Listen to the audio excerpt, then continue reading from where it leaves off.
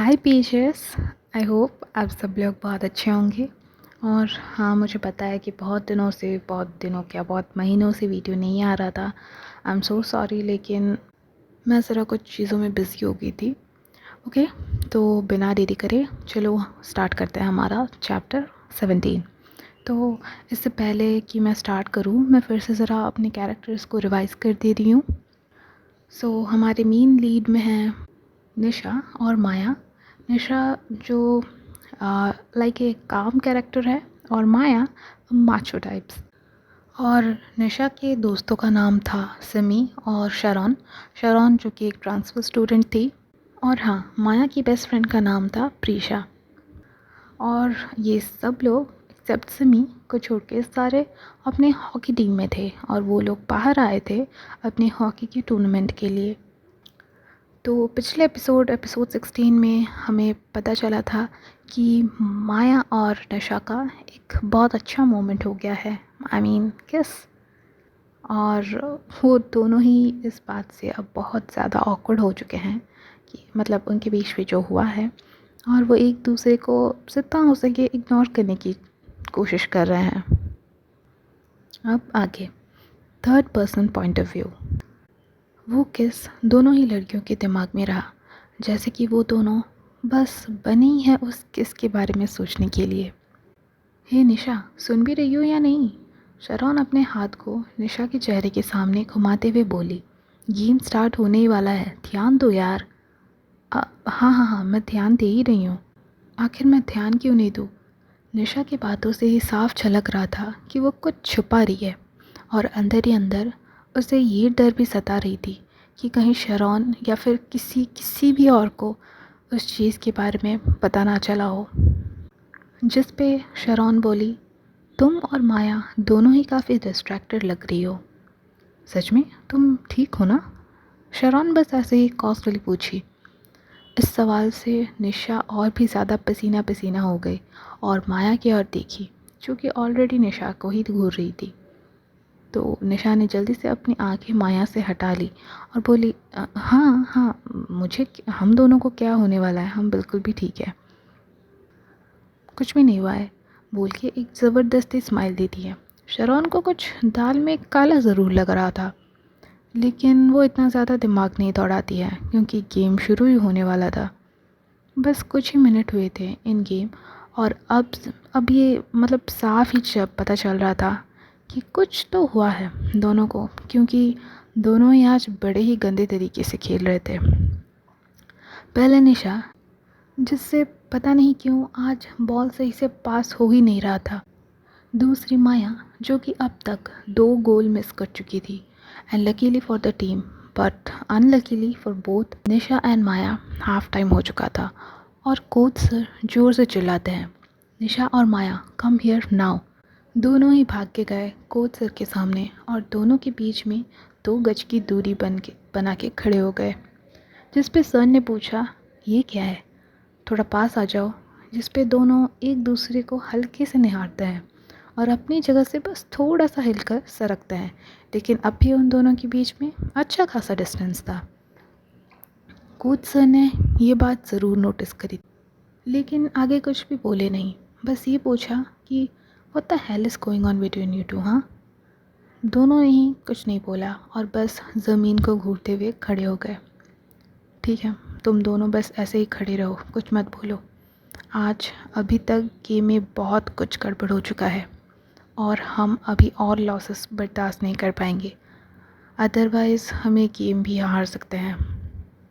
आज के rest of the game के लिए तुम दोनों बेंच पर ही बैठोगे, और हाँ, ये बिल्कुल भी परमानेंट नहीं है, और हो सकता है कि मैं तुम्हें गेम ख़त्म होने से पहले स्वॉप इन कर लूँ। अब के लिए तुम दोनों को बेंच पर ही बैठना है, ठीक है? Am I clear? जिस पे दोनों सिंग पे बोलते हैं, यस सर, बड़े ही सड़ेले से वॉइस में। अब निशा शरॉन के पास जाती है, जो उन तीनों के बीच के डिस्कशन को देख ही रही थी। कोच ने बोला कि मैं अभी बेंच पर ही बैठूंगी और जब मौका मिलेगा तब वो हमें स्वॉप इन वापस कर लेंगे, लेकिन मुझे पता है कि आज के मैच के लिए मैं पूरी तरह से बाहर हूँ, मुझे और खेलने को बिल्कुल भी नहीं मिलेगा। नहीं, मुझे लगता है कोच सर तुम्हें वापस बुला लेंगे, चिंता मत करो। शरॉन निशा को एनकरेज करती हुए बोलती है। गेम वापस रिज्यूम हो चुका था। ये दोनों ऑकवर्डली बेंच पर से ही बैठकर गेम को देख रहे थे। माया ट्राई कर रही थी कि अपना फोकस बस गेम पर ही रखे, लेकिन नहीं, बीच बीच में वो निशा को ही घूरी जा रही थी। निशा ने धीरे से गाली दी क्योंकि बॉल लाइन से बाहर चली गई और माया की ओर घूमी जो कि इसे ही देख रही थी। तो उन दोनों के आई कांटेक्ट हुआ और माया अपना चेहरा फेर लेती है और पूरे गेम के दौरान वो फिर एक बार भी उसके अंदर डर नहीं था किसी भी और सर घुमाकर देखने की। अब गेम एंड हो चुका था और जैसे कि निशा ने सोचा था वही हुआ।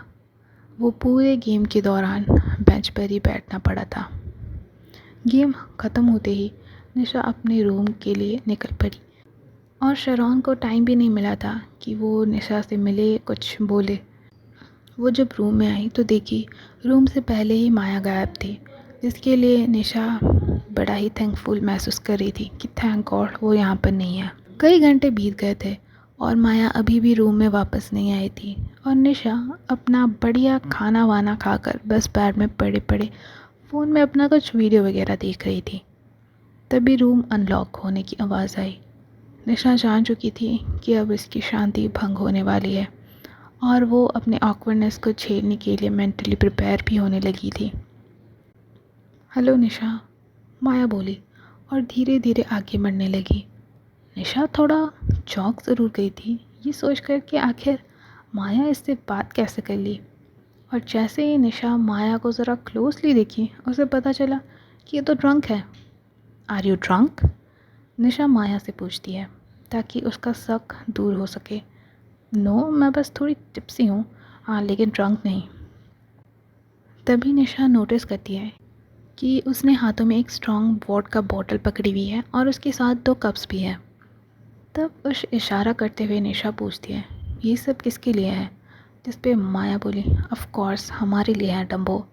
और बोल के वो निशा को खींचने लगती है ताकि वो दोनों नीचे बैठकर पी सके। जिस पे निशा बोली, नहीं, मेरा अभी मूड नहीं है पीने के लिए, वैसे पूछने के लिए thanks. Oh come on, relax Nisha, हम दोनों मिल के बस एक स्वीट सा गेम खेल सकते हैं, just the two of us. जिस पे निशा थोड़ा हिचकिचाए बोली, नहीं, मुझे नहीं लगता कि ये अभी बेस्ट रहेगा। निशा मना करने की कोशिश करती है जिससे कि आखिर माया इग्नोर कर देती है या फिर सुन ही नहीं पाई और निशा को बोली, हम एक दूसरे को 20 क्वेश्चंस पूछेंगे और जो ट्रूथफुली आंसर दे देगा पीने की कोई ज़रूरत नहीं है, ठीक है? जिस पे निशा थोड़ा हिचकिचाई तो माया बोली, बस कुछ क्वेश्चंस की तो बात है, यहाँ पे मैं कोई मैकआउट सेशन करने को नहीं बोल रही हूँ। और निशा जैसे कि मैकआउट की वर्ड ही सुनकर थोड़ी टेंस हो गई क्योंकि उसको अपने किस के फ्लैशबैक आने लगे। ओके ओके ठीक है, लेकिन नो ड्रिंकिंग।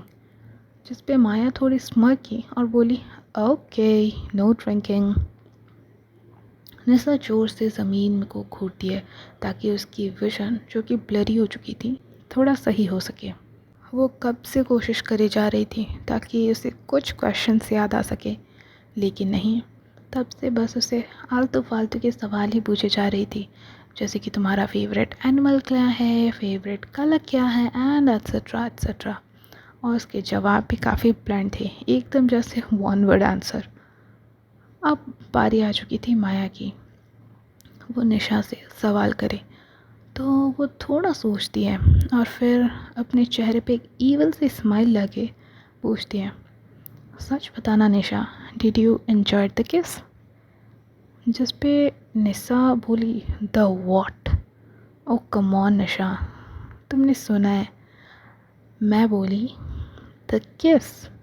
माया ड्रंक होने के बाद थोड़ा बोल्ड महसूस कर रही थी और अपने लिमिट्स को पुश करने का चांस मिला था। देखो, मैं इस क्वेश्चन को आंसर ना करूं तो ही बेहतर है।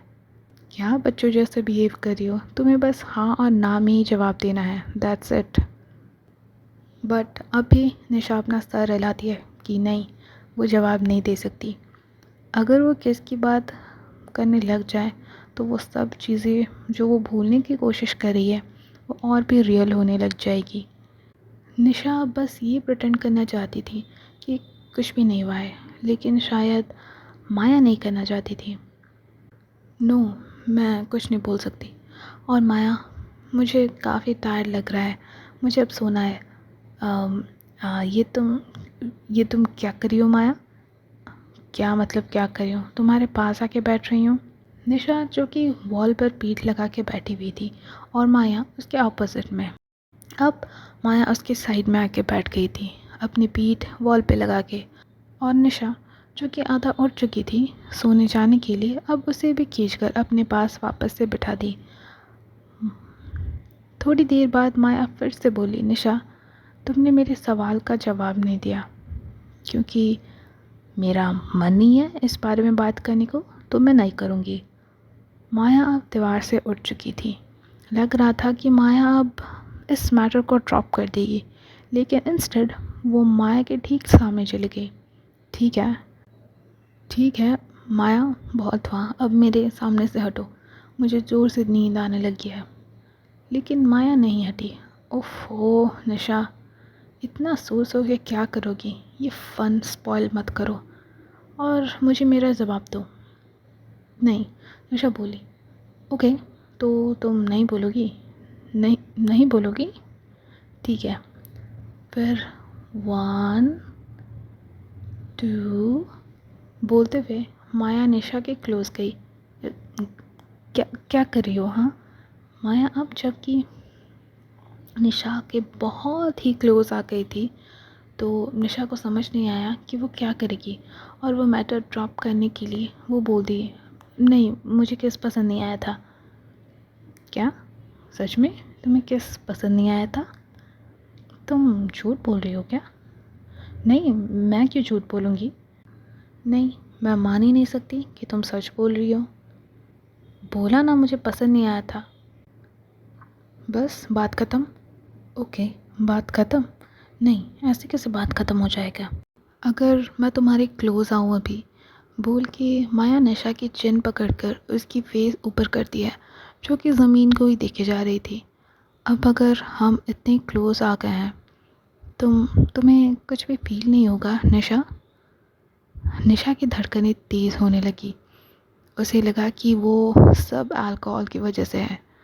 हाँ हाँ, जितना भी क्लोज़ आए मुझे कुछ भी फील नहीं होगा, निशा बोली। अच्छा, अगर हमारे लिप्स, बोल के माया हल्के से अपने लिप्स को निशा से बस ज़रा सा हल्के से टच करती है। अब निशा को अपने ऊपर कुछ भरोसा नहीं था कि वो क्या बोलेगी, या कुछ पता ही नहीं चल रहा था उसे कि वो क्या करेगी। इसीलिए वो बस अपना सर हिला के हाँ बोली, और उसकी धड़कनें एकदम ज़ोर ज़ोर से धड़क रही थी और उसके गाल भी एकदम टमाटर जैसे लाल हो चुके थे। तुम बहुत झूठ बोलती हो निशा, माया बोली, निशा के लिप्स के अगेंस्ट एकदम लगाकर। ऐसा लग रहा था कि अभी माया निशा को बस किस करने ही वाली है। निशा अपनी आंखें बंद कर लेती है, ये सोचकर कि अब फिर से वही होने वाला है। लेकिन इंस्टेड हल्के से माया की सांस आई, जो कि वो पीछे जाते हुए छोड़ी। माया निशा को स्माइल करते हुए बोली, फिर तो ये हाँ है। जिस पर निशा बोली, क्या क्या हाँ है?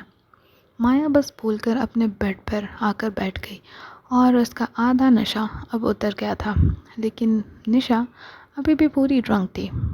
तो वो सोचे कि अब जब ये बात उठ ही चुका है तो वो भी एक सवाल पूछ ही ले माया से।